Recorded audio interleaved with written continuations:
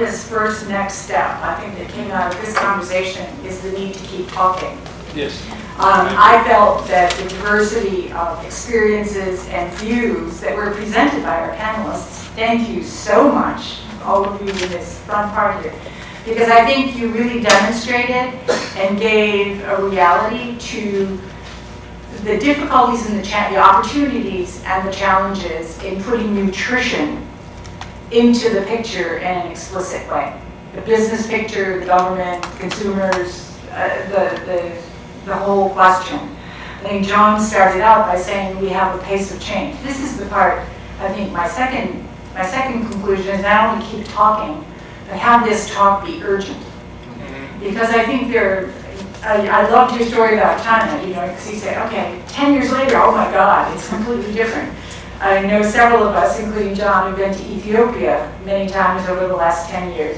And every time I go there, people say, what, is this Addis? I can't believe it, because it looks so different. I mean, like, you've been there a few times too. So I think, A, keep talking, and this has been a terrific exchange. B, let's do this on an urgent basis, because we have to find those partnerships. We have to create those multi-stakeholder dialogues that are going to make a difference.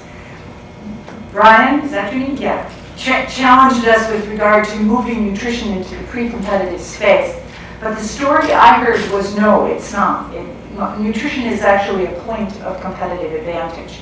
So I think if we take that perspective and we realize that people have talked about the interests of various groups, that we have to recognize that I think nutrition, the quality of the pre-cooked high iron beans, the quality of the milk that comes out of the kiosk, that is going to still continue to be a point of advantage. But I do agree with you that we also made the point that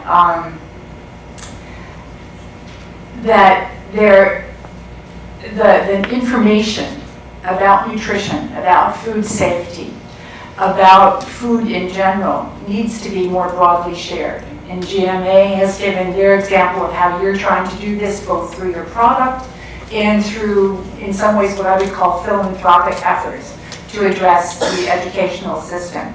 I think others have talked about sort of directly working with SMEs, providing technical assistance as well as being part of the financing, which was Nellie's point, that you need to have that sort of capacity of cheap capital, risk sharing, and technical assistance in order to make these going. So I think that sort of complexity of a multi-stakeholder environment and recognizing that everybody has slightly different interests and skills is an important part of this. One of the points that I think came out very clearly was that innovation is not simply the domain of large food industry, which has large capacity to do research and large capacity to draw on global knowledge with regard to a certain area. I think we've heard examples of SMEs kind of coming up with interesting and locally marketable innovations, which are really important.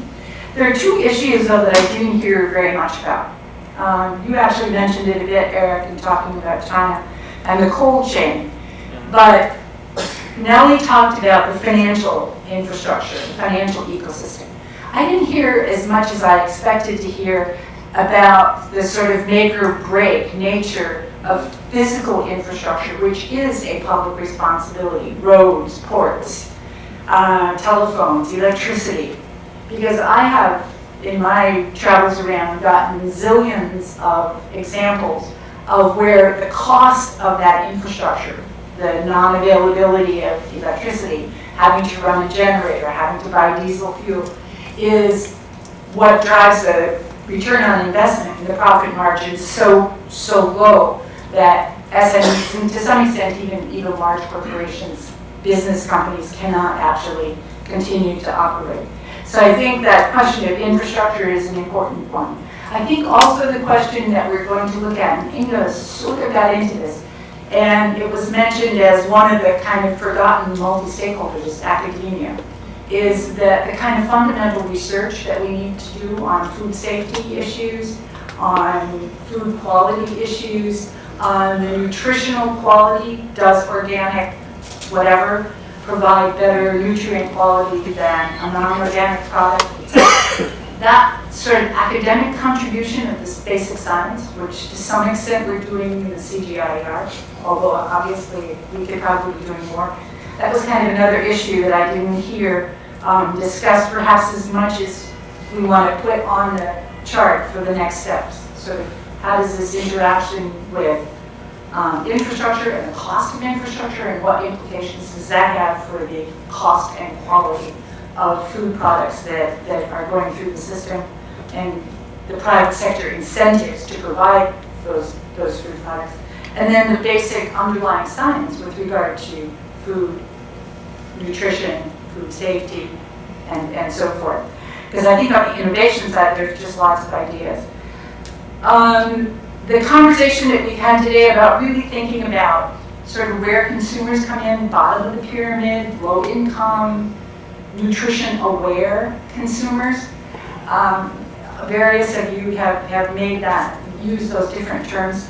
I think that's really an important advance in our common language and the way that we talk about it. I would suspect that a large food industry spends a great deal of time trying to understand who their consumers are and where they are. I thought the PEPFAR example that was provided about, yeah, let's do some consumer research here and find out how we're really targeting. That's something that the private sector is good at. I think the public sector, perhaps those of us who are associated with H need to take a little lesson from that presentation. But I do think that this discussion and this focus on consumers, why is it that consumers do what they do, is an important step forward. So we need to keep talking. We need to do it urgently. It needs to be a multi-stakeholder dialogue. It needs to be small scale in the business sector as well as large scale.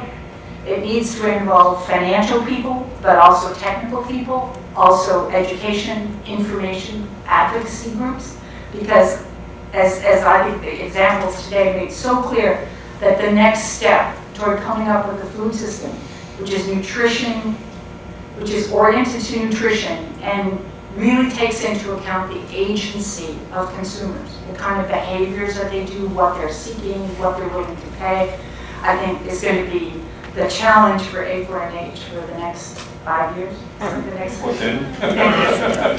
Thanks, Emmy.